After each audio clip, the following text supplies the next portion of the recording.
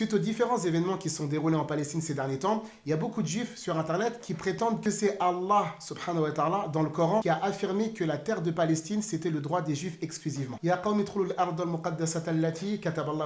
dit c'est écrit dans le Coran, la terre de Palestine elle nous est promise, taisez-vous. Vous savez quoi? Pour répondre à ce que vous avez dit, aujourd'hui je vais utiliser un seul bras.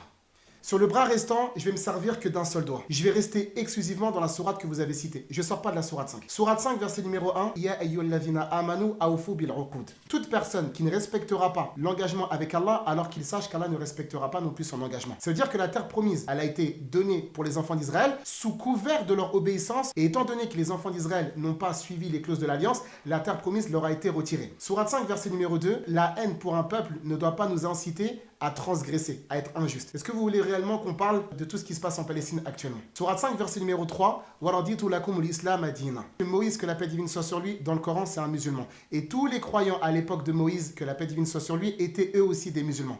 Ça veut donc dire que les gens auxquels la terre promise a été donnée dans la sourate 5, verset numéro 21, c'était des musulmans. Sourate 5, verset numéro 8, Allah y répète une seconde fois que la haine pour un peuple ne doit pas nous inciter à transgresser, à être injuste. Sourate 5, verset numéro 12, Allah il dit qu'il a pris un engagement avec les enfants d'Israël et qu'il a mis 12 chefs parmi eux.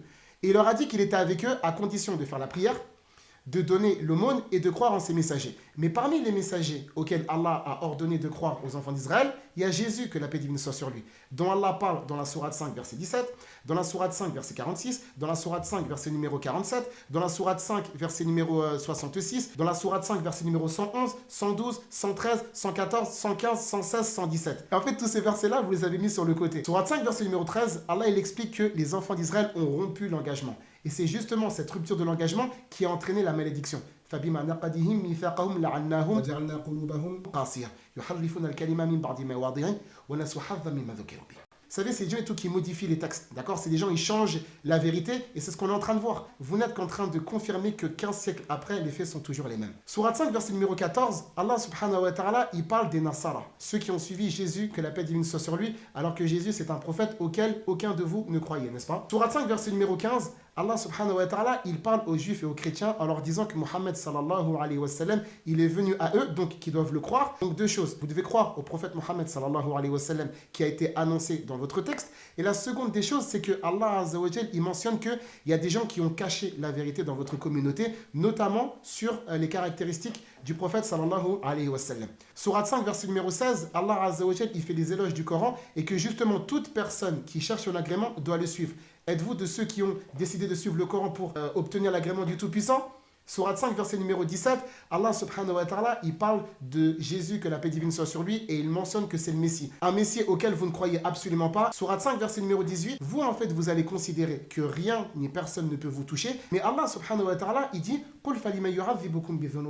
il dit que même si vous considérez que vous êtes les plus élus, etc., il peut quand même vous sanctionner pour vos péchés. Ça veut donc dire que s'il y a des alliances qui vous ont été données, s'il y a des obéissances, l'alliance sera retirée, caduque et obsolète.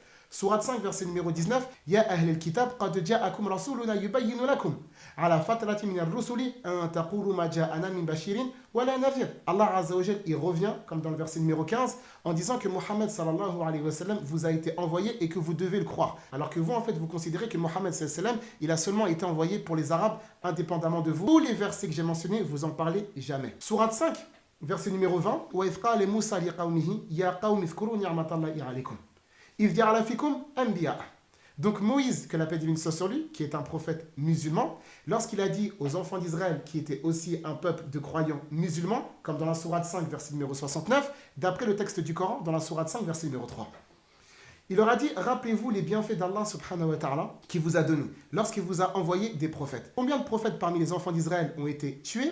Combien ont été combattus et démentis? Ce qui a poussé certains parmi les prophètes qui ont été envoyés pour les enfants d'Israël à maudire une catégorie des enfants d'Israël. Ce qu'on va retrouver dans la sourate 5, verset numéro 78 et 79. Et même Moïse, que la paix divine soit sur lui, s'est plaint de son peuple dans la même sourate que vous avez citée, dans la sourate 5, verset numéro 25, et on va venir, Inch'Allah, bi'idhnillah azza wa jalla. Il dira lafikum anbiya wa ja'alakum mulukan wa a'atakum ma lam yu'ti ahadan min al-alamin. Mais ça, c'est une élection temporaire conditionnée avec des clauses à observer et respecter. Là, maintenant, on va rentrer dans le verset numéro 21 que vous avez cité.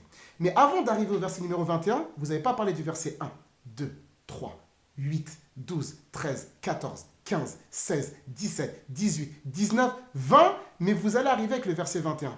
Ça ne vous rappelle pas ce qu'Allah a dit subhanahu wa ta'ala dans la sourate 5, verset numéro 13? يُحَرِّفُونَ الْكَلِمَ مِنْ بَعْدِ مَوَاضِعِهِ.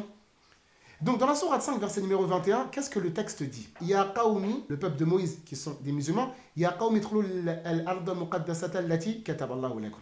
Mais ça, c'est une promesse qui est conditionnée. Tant que les enfants d'Israël respectent les clauses, la terre leur est promise. Avec la sourate 5, verset numéro 12. À partir du moment où les enfants d'Israël n'ont pas respecté cette clause, forcément, la terre leur a été retirée. Mais quand on va regarder les versets 22, 23, 24, les enfants d'Israël, ils ont refusé de combattre pour obtenir cette terre-là. D'accord? C'est pour ça que Moïse, que la paix divine soit sur lui, il a entendu une parole sidérante dans la sourate que vous avez citée. « Qalu ya Musa, inna lan nadkhulaha abadan ma damu fiha. Fadhhab anta wa rabbuka faqatila inna hahuna qa'idun. » Ils ont dit, va combattre toi et ton Seigneur, et nous, on reste là. Que juste après, Moïse, il s'est plaint d'eux. Et ensuite, Allah Azza wa Jal, qu'est-ce qu'il a dit? Qui prouve que cette terre-là, qui a été promise dans la sourate 5, verset numéro 21, en cas de désobéissance, elle peut devenir interdite. Regardez comment ça va rapidement. Sourate 5, verset 21, mais vous ne parlez pas des versets 22, 23, 24, 25 et 26. Dans le verset numéro 26, Allah dit la terre, elle a été rendue interdite, illicite pendant 40 ans pour cause de désobéissance. D'accord? Ça veut dire que même si la terre, elle est promise en cas de désobéissance, Allah, il peut vous en priver. Sourate 5, verset numéro 32, un verset qui vous concerne directement. Min ajli dhalika katabna ala bani Israël annahu man qatala nafsan bighayri nafsin aw fasadan fil ard faka'annama qatala an-nafsa jami'a.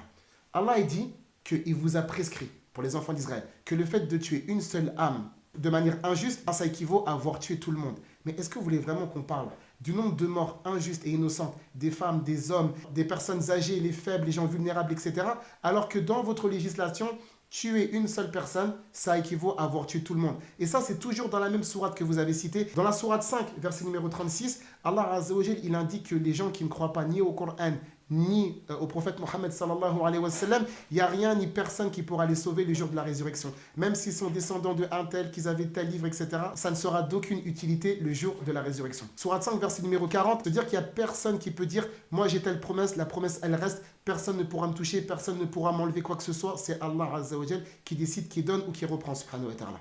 Dans la sourate 5, verset numéro 41, 42, 43, Allah, il parle justement d'un groupe des enfants d'Israël à l'époque du prophète Mohammed sallallahu alayhi wa sallam qui ont voulu faire une petite ruse et qui ont voulu insérer le prophète Mohammed sallallahu alayhi wa sallam dans cette supercherie. Dans la sourate 5, verset numéro 44, Allah il dit Bimastuhfidhu min kitabillah wa kanu alayhi shuhada. Allah il explique subhanahu wa ta'ala qu'il vous a confié la garde de la Torah. Ça veut dire que ce livre-là, c'était à vos anciens de le préserver et d'en assurer la sauvegarde. Et ce dépôt-là n'a pas été préservé, et vous le savez très bien. Le seul livre protégé, garanti et sauvegardé par Allah, c'est le texte du Coran. Sourate 5, verset numéro 46, puisqu'on continue dans la sourate que vous avez citée, Allah Azza wa Jal, il parle du fait qu'il a envoyé Jésus, qui lui a donné l'évangile pour venir confirmer ce qu'il y avait dans la Torah. Mais vous n'y croyez absolument pas, ni en Jésus, ni en ses miracles.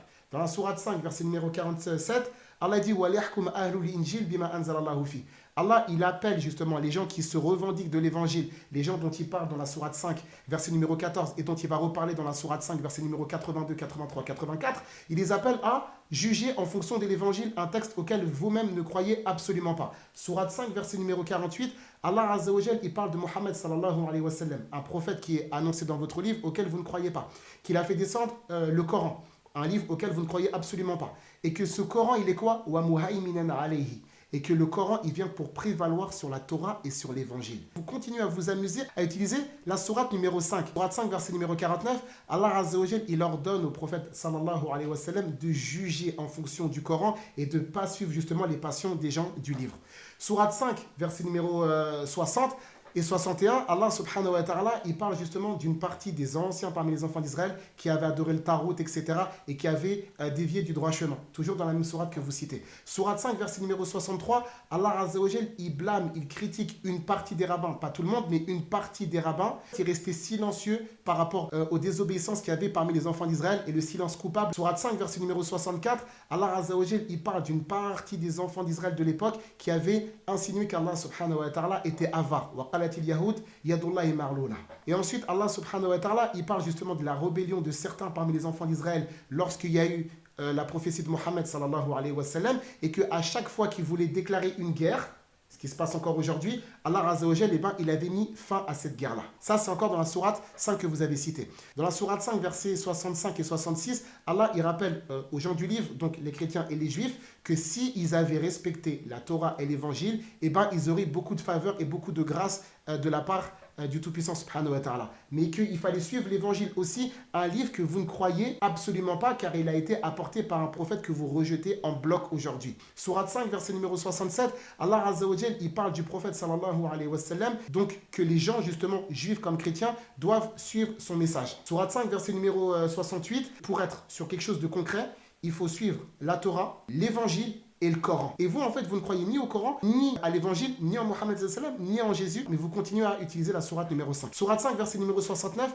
Allah Azza wa Jal, il parle de la communauté musulmane, la communauté de Jésus et de la communauté de Moïse. Mais les gens qui ont suivi Moïse, dans la sourate 5, verset numéro 69, c'était eux aussi des musulmans, dans la sourate 5, verset 3. Donc les gens auxquels la terre promise a été donnée, c'était des musulmans. C'est des descendants d'Israël, il n'y a pas de souci, mais leur religion, c'était l'islam, parce que Israël, Jacob, que la paix divine soit sur lui, dans le texte du Coran, c'est un musulman comme tous les autres prophètes dans le Coran. Et jamais vous ne pourrez utiliser la sourate 5, verset numéro 21, en oubliant le verset 69 et en oubliant le verset 3. La sourate 5, verset numéro 70, Allah Azza wa Jal, il parle du fait qu'il a pris l'engagement des enfants d'Israël et qu'il a envoyé des messagers. Certains ont été tués et certains ont été démentis. Sourate 5, verset numéro 71, malgré tout ce qu'ils ont fait, ils considéraient que rien n'allait leur arriver, pas de sanctions, pas de châtiments, etc. Comme dans la sourate 5, verset numéro 18. Et c'est pour ça que vous vous permettez d'utiliser la sourate 5, verset 21, parce que vous pensez que quoi que vous allez faire, cette terre-là va vous être donnée, et ce qui est faux dans la Torah et dans le texte du Coran. Sourate 5, verset numéro 72, Allah il parle de Jésus et que c'est un véritable prophète qui a prêché la vérité, mais vous ne croyez pas en Jésus, que la paix divine soit sur lui. Et pourtant, c'est encore dans la sourate 5. Sourate 5, verset numéro 75, Allah Azza wa Jal, il redit que Jésus, c'est le véritable Messie qui vous a été promis. Il défend l'honneur de sa mère en disant que c'est une véridique, alors que certains parmi vous, vous avez insinué que c'était une prostituée qui avait commis la fornication. Sourate 5, verset numéro 78, Allah Azza wa Jal, il explique qu'il y a des gens parmi les enfants d'Israël qui ont été maudits par Jésus, que la paix divine soit sur lui, ça se retrouve dans la Bible, également par David, que la paix divine soit sur lui, et la raison, elle a été donnée dans la sourate 5, verset numéro 79. On continue, on redescend. Sourate 5, verset numéro 83, Allah Azza wa Jal, il fait les éloges des gens qui ont suivi le prophète Mohammed sallam, ils trouvaient sa prophétie écrite dans leur texte. Est-ce que vous faites partie de ces gens-là ou pas? C'est bizarre parce que c'est toujours dans la même sourate que vous avez citée. Sourate 5, verset 83, 84, 85. Dans la sourate 5, verset numéro 92, Allah subhanahu wa ta'ala, il explique clairement que les gens qui ne croient pas en son prophète, enfin en ses prophètes de manière générale, ou bien en ses révélations, c'est des gens qui iront tout droit en enfer. Peu importe le passé, peu importe la lignée, peu importe la descendance. Sourate 5, verset numéro 110, Allah Azza wa Jal, il parle du fait qu'il a envoyé Jésus, qu'il l'a honoré avec des miracles, des prodiges, etc., etc., et qu'il l'a protégé contre les enfants d'Israël qui ont essayé de lui faire du mal. Ensuite, Allah Azza wa Jal, il parle du miracle de la table servie. Dans la sourate 5, verset numéro 113, 114, 115, un miracle auquel vous ne croyez bien évidemment pas. Et la sourate 5, verset numéro 116 et 117, Allah Azza wa Jal, il parle du fait que Jésus témoignera contre les gens de son peuple et les enfants d'Israël. Si on résume, vous avez cité la sourate 5, verset numéro 1, en oubliant le verset 1, 2, 3, 8, 12, 13, 14, 15, 16, 17, 18, 19, 20, 21, 22, 23, 24, 25, 26, 27, 32, 36, le verset 41, 42, 43, 44. D'accord? 45 aussi, j'aurais pu l'utiliser. 46, 47, 48, 49. Je peux même rajouter le verset 50. 51, le verset 60, 61, 63, 64, 65, 66, 67, 68, 69, 70, 71, 72, 75, 78, 79, 82, 83, 84, 85, 92, 110, 111, 112, 113, 114, 115, 116, 117. Mais comment vous osez rentrer dans le Maïda? Dire quasiment un verset sur deux est contre vous. Et vous êtes en train de nous dire, oui, regardez dans la sourate 5. Mais est-ce qu'en fait, on ne se retrouve pas dans la sourate 5, verset numéro 13? En fait, vous pourrez dire ce que vous voulez. Mais 15 siècles après, c'est toujours la même chose. Jouer avec les textes, isoler les textes, cacher la vérité, etc. Isoler un texte, c'est la même chose. Depuis l'époque de Mohammed sallallahu alayhi wa sallam jusqu'à notre époque. Pour finir, je disais, Dans le texte du Coran, vous n'avez aucune chance. Je le dis et je le redis. Vous n'avez aucune chance de vous en sortir dans le Coran et vous ne mettrez aucun étudiant de chez nous à terre dans le Coran et le Karim. Toutes les ambiguïtés que vous allez apporter dans le Coran, Wallahi l'azim bi idhnillah azza wa jalla, on apportera toujours la réponse.